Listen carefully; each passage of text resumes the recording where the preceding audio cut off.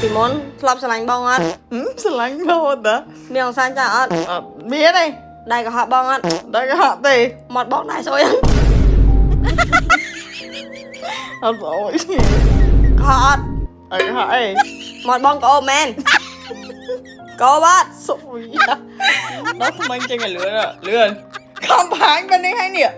ហើយមិនថតទៅដល់ថ្មីចេញស្រឡាញ់ខ្លាំងប៉ុណ្ណាក៏មិនអាចឈ្នះជាមួយនឹងបញ្ហាក្លិនមាត់បានដែរតែមាត់ស្អុយហើយគឺពិបាកនិយាយចូលគ្នាសម្រាប់អ្នកដែលគាត់មានបញ្ហាសុខភាពមាត់ធ្មេញអីហ្នឹងអបអារម្មណ៍ទៀតហើយថ្នាំដល់ធ្មេញយិនសិនអមអូគឺអាចជួយដោះស្រាយបានថ្នាំដល់ធ្មេញអមអូនេះក៏មានជាតិម្សៅនៅក្នុងហ្នឹងហើយចឹងមិនថាចាស់មិនថាក្មេងគឺដោះបានទាំងអស់មិនថាបងមានបញ្ហាក្លិនមាត់សៀវធ្មេញសៀវចាញឬមួយក៏ធ្មេញអត់សភ្លឺថ្លាអីហ្នឹងអាចជ្រើសរើសជាមួយនឹងថ្នាំដល់ធ្មេញអមអូនេះបានពីអ្នកខ្ញុំអាសាប្រើថ្នាំដល់ធ្មេញអមអូក្លិនមាត់ក៏ល្អឥឡូវតាណាមកណាគឺមានភាពជឿជាក់សក់ចេញមកអស់ហ្មងព្រោះដោយសារតែឃើញធ្មេញខ្លួនឯងសជាងមុនពីមុនខ្ញុំអាសាសៀវថ្មីហើយព្រោះដោយសារតែញ៉ាំរបស់ជូរពេកក៏ប៉ុន្តែឥឡូវហ្នឹងគឺលែងមានហ្មងឥឡូវហ្នឹងគឺសុបាយពេញទំហឹង